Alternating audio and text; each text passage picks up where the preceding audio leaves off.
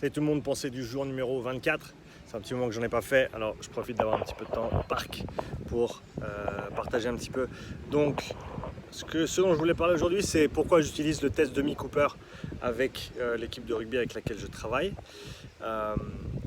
Je pense pas que ce soit un meilleur test que les autres. Il y a les Bronco, il y a le yo-yo, il y a le 30-15 intermittent, il y a plein de tests différents qu'on peut faire en termes d'endurance, de base. Donc non, je pense pas que ce soit le meilleur test de manière absolue. Après, je pense que dans mon contexte, par exemple, pour moi, c'est le meilleur choix pour les quelques raisons suivantes. Numéro 1, je l'utilise depuis l'année dernière, donc l'équipe connaît bien le test. Chacun a ses références individuelles et moi je fais le suivi quoi qu'il arrive sur ma fiche, donc ils savent ce qu'ils ont fait depuis l'été dernier. On a fait deux tests l'été dernier, ensuite un en fin de saison régulière en novembre et on en a refait en mars juste avant le Covid. Donc pour certains ils ont déjà 4 références et donc c'est bien de réutiliser ce test parce que comme ça ils savent déjà où ils en sont et ils savent interpréter leurs propres résultats.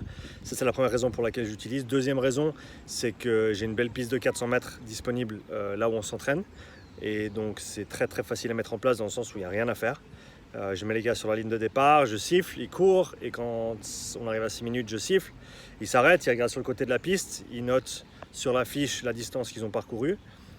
Ils boivent un coup et après, ils sont prêts pour repartir.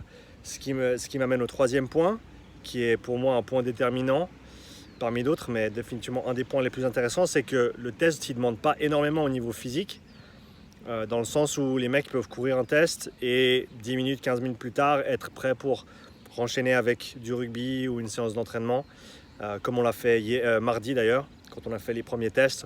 On a fait échauffement, le test, et ensuite on a fait une demi-heure de soit toucher, soit course tempo, ce qui a très bien marché, les mecs ils n'étaient pas morts, ce qui n'est pas nécessairement le cas avec tous les tests, suivant le test qu'on va faire. Surtout s'il y a énormément de changements de direction, ça va être très très demandant au niveau des hanches, au niveau des appuis, au niveau des jambes. Ça va faire que les jambes sont très très lourdes à la fin du test. Et en plus de ça, sur une reprise comme ça, après quelques mois d'inactivité pour certains, pour moi, trouver le test qui est le moins demandant physiquement, c'est aussi une priorité. Et donc le 6 minutes marche très très bien dans ce cadre-là.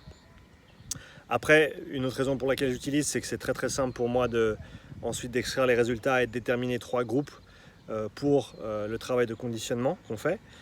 Donc chacun est assigné à un groupe suivant leurs résultats sur le test, suivant leur niveau de compétence, d'endurance physique on va dire. Et par rapport à ça, ils courent certaines distances. Et moi ça me permet donc de séparer toutes ces datas en 3 ou de simplement déterminer des barèmes qui sont propres à notre niveau pour dire voilà, en dessous les 3 groupes que j'ai, c'est en dessous de 1250, c'est un groupe. Entre 1250 et 1450, c'est le groupe 2. Et pour les gens qui font au-dessus de 1450, ils sont dans le groupe 3. Et donc chaque groupe courra une distance différente sur les courses tempo et aura aussi un total de travail sur la séance qui sera différent au niveau des mètres ou des kilomètres qui sont courus. Alors ça, c'est clair que c'est quelque chose qui peut être fait avec n'importe quel test.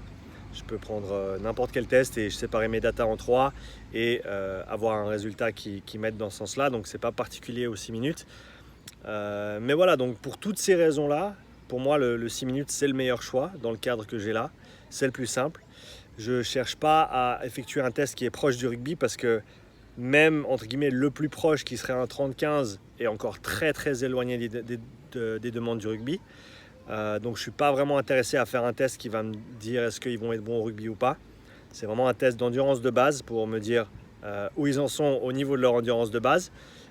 Plus qu'autre chose. Après, le rugby, on verra très bien sur le terrain s'ils jouent au rugby ou pas. Mais j'ai pas besoin de créer un test qui réplique exactement les demandes du rugby parce que le test, ça va être le match le week-end. Est-ce qu'ils sont prêts ou pas? Est-ce qu'ils peuvent courir pendant 80 minutes? Est-ce qu'ils peuvent se relever, faire le travail et pas être à la rue après une mi-temps? C'est ça qui va me dire oui ou non ils sont prêts. Et donc voilà, j'ai pas besoin d'un test pour prédire leurs compétences par rapport à ça. En plus du fait que à l'heure actuelle, ils viennent de revenir de coupure. Il y en a qui se sont entraînés un petit peu, mais il y en a qui ne l'ont pas fait. Et donc,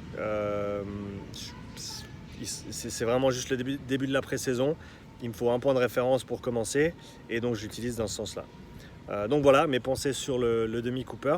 Si vous avez des questions ou des remarques, dans les commentaires sous la vidéo. Merci et bientôt. Ciao.